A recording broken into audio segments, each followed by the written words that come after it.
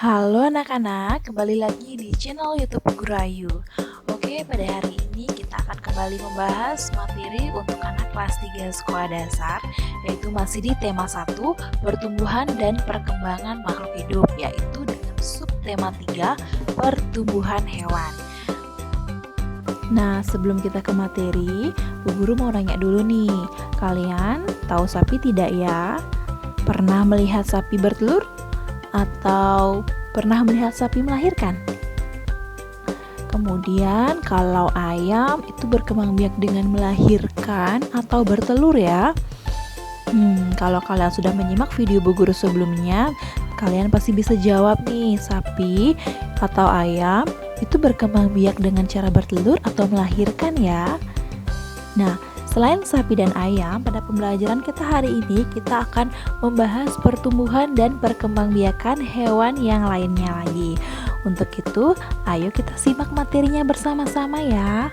Nah, di pembahasan sebelumnya kita sudah mempelajari bahwa perkembangan adalah perubahan, kemampuan, dan kematangan fisik hewan. Sedangkan kalau perkembangbiakan artinya bertambah banyak, ya, bertambah banyak untuk meneruskan keturunan agar mereka tidak punah.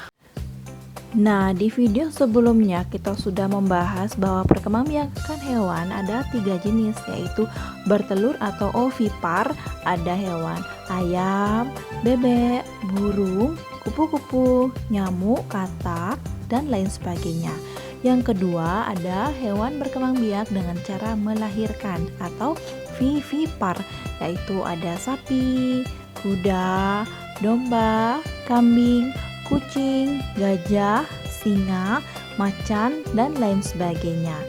Dan yang ketiga yaitu perkembangbiakan hewan dengan cara bertelur dan melahirkan atau disebut ovovivipar. Nah, bagaimana cara hewan ini berkembang biak? Nah, hewan ini berkembang biak dengan cara bertelur di dalam tubuh induknya, kemudian menetas di dalam tubuh induknya dan dikeluarkan dengan cara melahirkan. Hewan apa saja? Nah, yaitu seperti kuda dan beberapa jenis ular. Hewan yang berkembang biak dengan cara bertelur atau ovipar yang pertama adalah ayam. Di video Bu Guru sebelumnya sudah sempat Bu Guru jelaskan bahwa tahapan daur hidup hewan yang pertama yaitu telur. Kemudian telur menetas, jadilah itik, kemudian jadilah anak ayam, kemudian jadilah ayam dewasa. Nah, hewan kedua yang berkembang biak dengan cara bertelur atau ovipar yaitu kupu-kupu. Ya, nah masih ingatkah kalian kupu-kupu dapat bergerak dengan apa anak-anak? Ya, dia memiliki kedua sayapnya agar dapat terbang. Ya, kemudian kupu-kupu juga bisa bernapas dengan trakea. Ya, kemudian dia dapat berkembang biak dengan cara bertelur. Mula-mula dia berupa telur, kemudian menjadi ulat, kemudian jadilah kepompong, dan yang terakhir jadilah kupu-kupu. Tahapan daur hidup kupu-kupu. Nah, seperti yang Bu Guru katakan tadi bahwa tahapan daur hidup kupu-kupu yang pertama yaitu telur. Ya, kupu-kupu biasanya meletakkan telur pada bagian bawah daun anak-anak. Itu semua dilakukan supaya telur-telur kupu-kupu tidak ditemukan oleh pemangsa. Ya, jadi seperti disembunyikan oleh induknya telur-telur itu. Kemudian tahapan daur hidup kupu-kupu yang kedua yaitu ulat. Nah, ulat akan menghabiskan sebagian waktunya untuk memakan daun-daun sehingga tubuhnya bisa menjadi besar. Tahapan daur hidup kupu-kupu yang ketiga yaitu kepompong.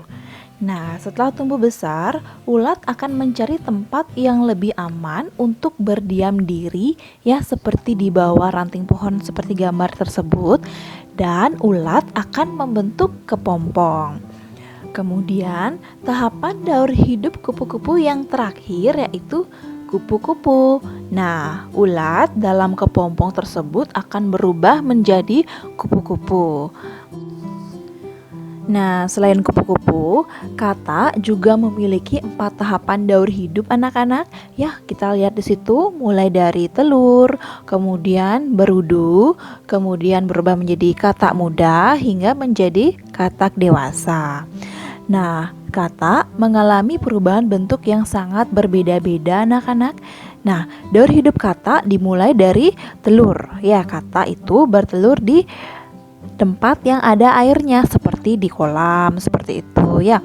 Kemudian telur tersebut akan berubah menjadi berudu. Ya, berudu ini kadang-kadang ada yang bilang kecebong juga ya.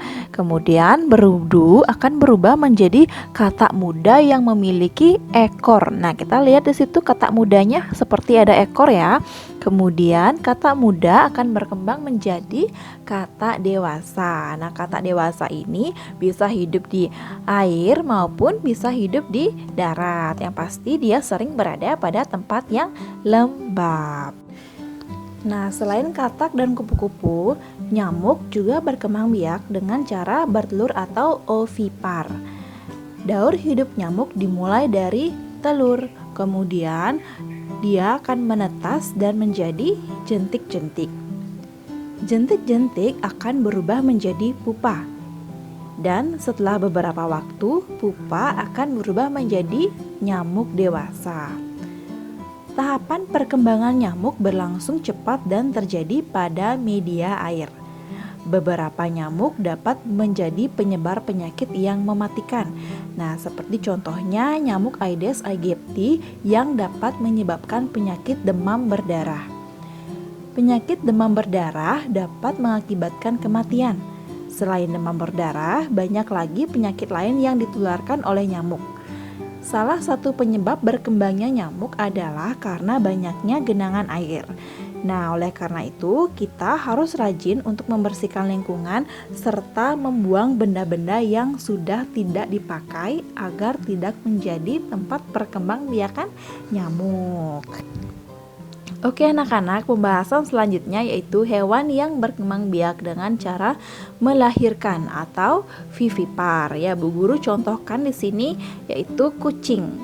Nah, siapa di sini yang punya peliharaan kucing di rumahnya? Pernahkah kalian mengamati bagaimana daur hidup kucing? Ya, kucing setelah dilahirkan oleh induknya, dia akan menjadi anak kucing. Ya, ukurannya masih kecil.